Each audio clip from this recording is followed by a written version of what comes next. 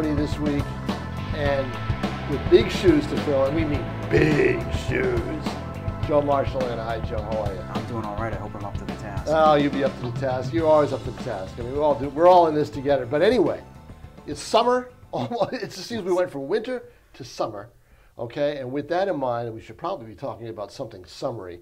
Why not baseball to start this 5-minute segment off?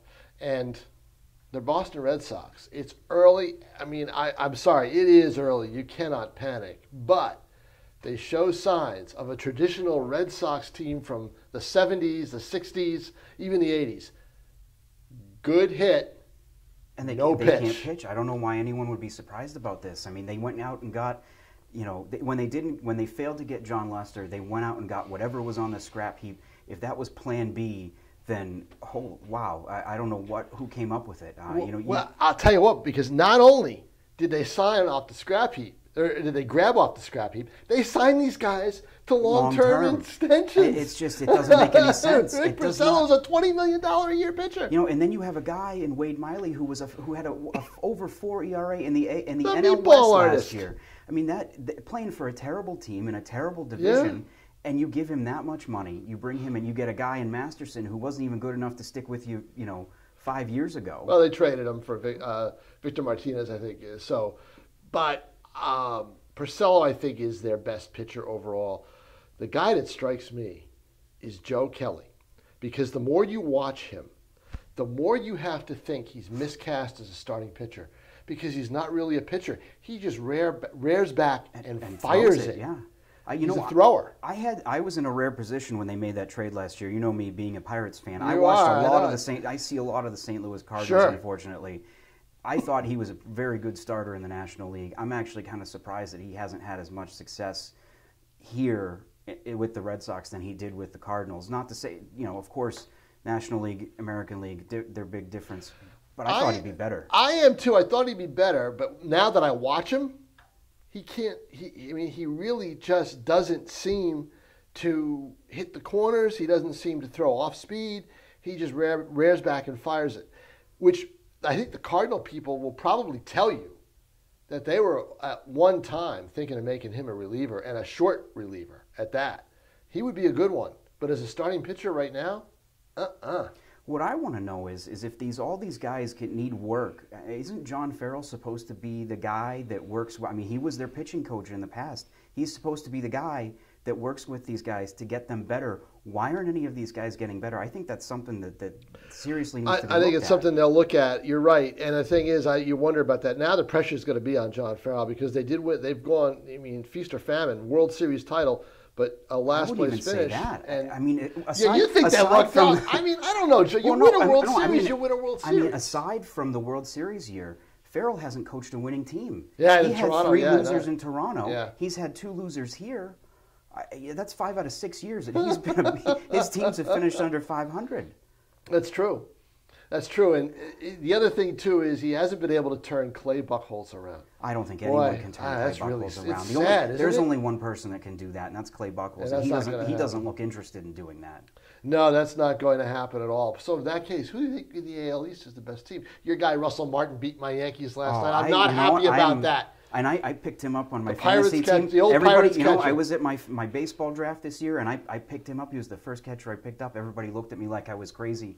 I don't think they're looking at me like that anymore. I don't think it's the Blue Jays though.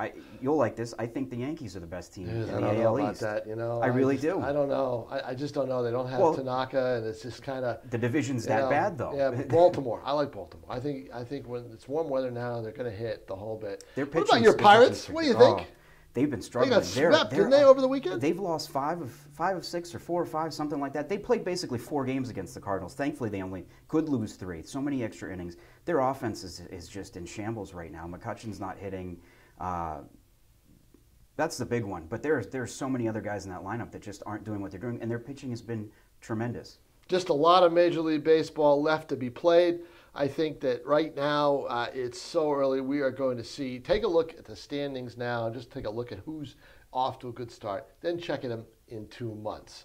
But before 2 months come back, very shortly, in fact, in a matter of seconds, next we talk NFL draft and maybe a couple other things as well.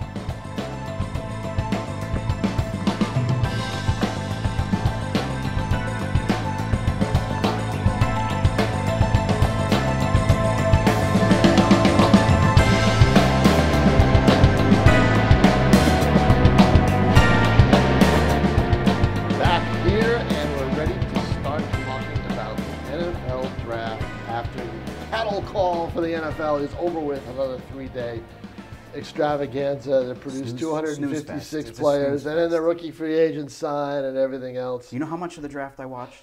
Zero. You know how much of the draft I watched? Too much.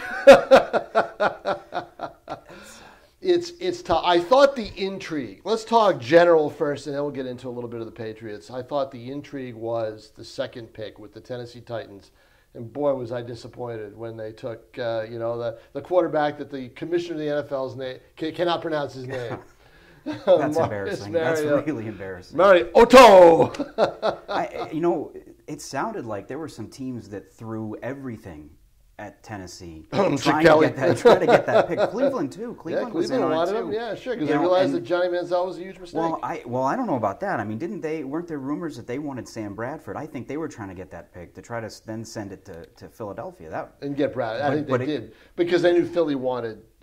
They wanted. Mariota. All that intrigue and then nothing happened. It's kind of a nothing disappointment. Because I believe Titans ownership wanted Mariota, and takes me all the way back to the movie Draft Day. Everybody pans it, but I'm telling you, that's the real deal. That's what it's like, And it was just kind of a boring draft all the way through until the Patriots came. Now here's the thing with the Patriots and social media that I don't like. All of a sudden, a reporter gets wind that there's a trade. Or that they're not going to make the pick, they're going to trade out. And all of a sudden, boom, it's got to go up on Twitter and everywhere else. And it didn't happen.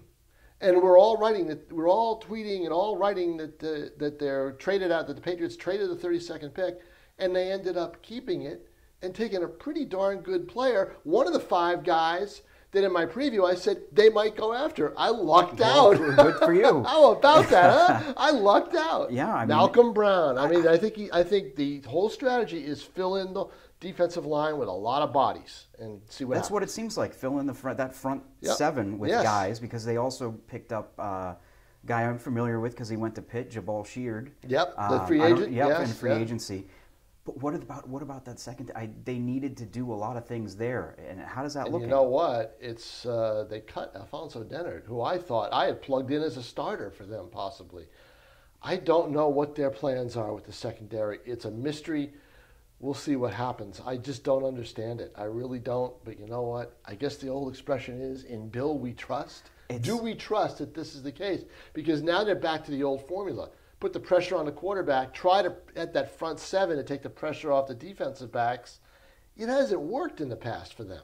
Well, I'll tell you one thing. If Seattle runs on the goal line and gets into the end zone there, it's not Bill we trust anymore, because then they've lost that Super Bowl. I think that win gave them a lot of room to do whatever they wanted, and even if it doesn't make sense. Is that win a fluke in your mind, as tainted as the Red Sox World Series? No, I don't think it's fluky. But then again, how many Super Bowls in the last 20 years have come down to something like that, where you have 2 teams that are so close, that are so evenly matched?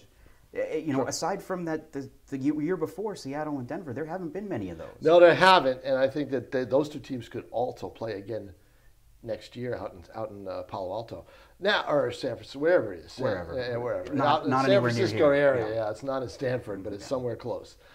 We talk about the NHL Stanley Cup playoffs. My Rangers aren't going to win it, Joe. No, they're not. They don't have the offense. You've got to be able to score goals, and they can't do it. The Capitals are a very tight team. I will tell you this: they will beat the Capitals. I don't think they will beat the Capitals, because at some point the Capitals will blow it. That's their MO. Look at their history. That's what they always do. They always find a way to lose series. Different coach. Ovechkin is a much more money type player. But I'm not talking about just Ovechkin. Go back through I know. I've seen a lot of their teams. All of their years. I know it. I've seen them all. Now, shift to the NBA playoffs very quickly. The Chicago Bulls. I like them. I told you they're going to. I picked them to make the finals. I think they will. It was funny refreshing ESPN last night, ESPN's website. Every time it was like, oh, Cavs get a little closer. Cavs get a little closer. Nothing, that's the way they were playing it. Look, Cleveland's almost back in it. Kevin Love's a big loss for the Cavaliers, I guarantee it. Well, we have hit football, baseball. We've hit the Stanley Cup playoffs. We've hit the NBA playoffs. Next, we'll talk local. We'll talk a lot of baseball, lacrosse, softball, all that stuff.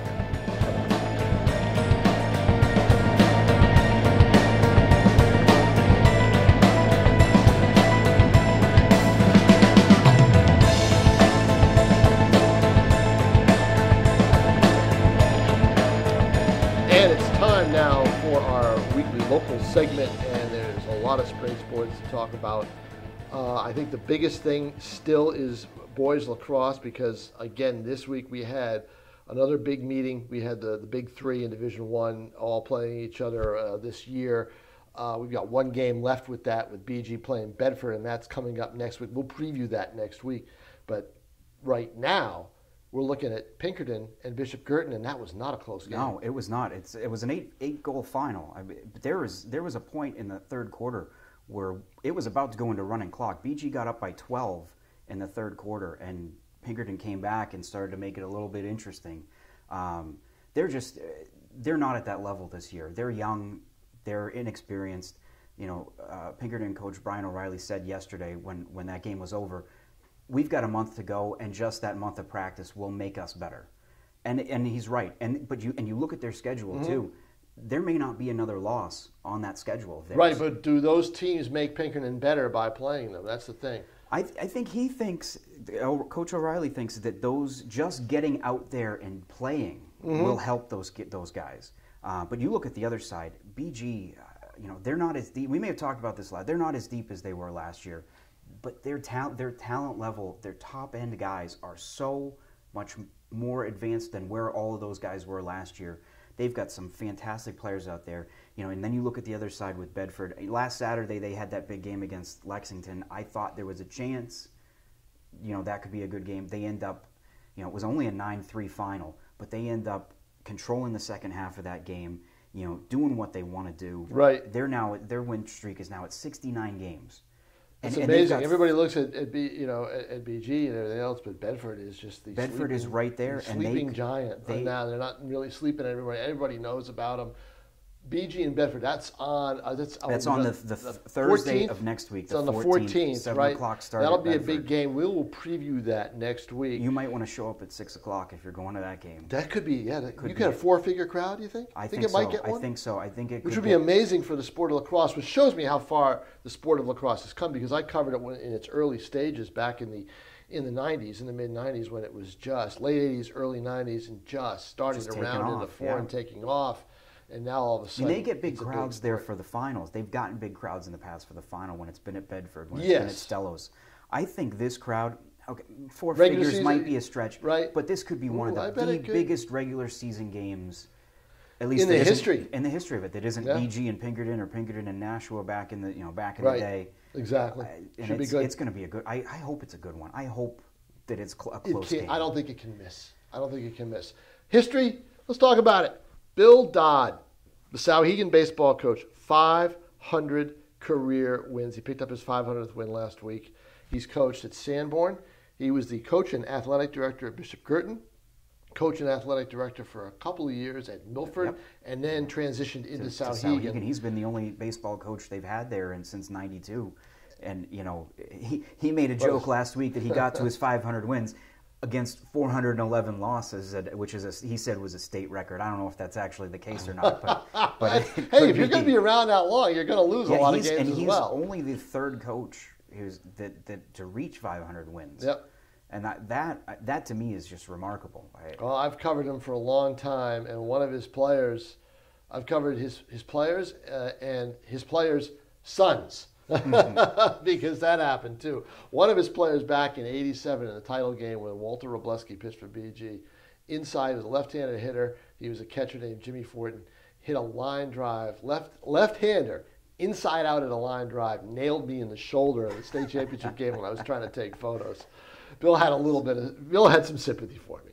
That's why you don't take too many photos, or hadn't taken too many. Yeah, photos. I know. I get out of the battle lines. Can't go by the third base coach's box anymore. What about girls lacrosse? I mean, it's interesting right now because Souhegan's always been the preeminent team. Yeah, which is amazing for a school that size at the Division I level. Actually, you look at the two schools that are leading the pack right now. I know Souhegan lost last night to a very good Needham team, but it's them and BG, at the top of the Division I standings right now. Yeah, and I saw BG run their fast break all the way down on Nashua North. And you know what'll be interesting on that too? Those two teams play each other on the last game of the regular season. That could be for the top seed. Anyway, that's it for this week. George should be back next week. We'll have a threesome here for the podcast. and go at it back and forth. Should be a great time. Have a great weekend. And that's it for the King's Court, the Nashua Telegraph's sports podcast featuring Tom King.